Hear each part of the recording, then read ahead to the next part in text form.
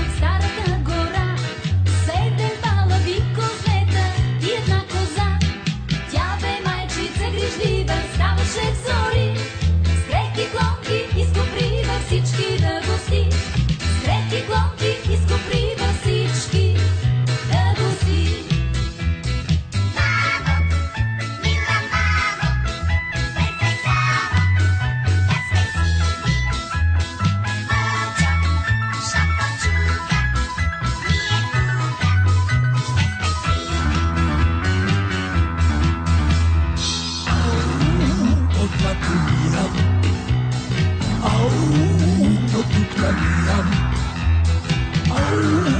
Заключен дом, с хитрост и взлом ще вляза аз.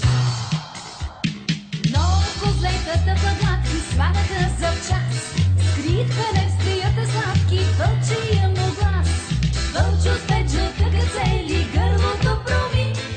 И заплея с кози трели. Рожба отвори, И заплея с кози трели. рожба отвори.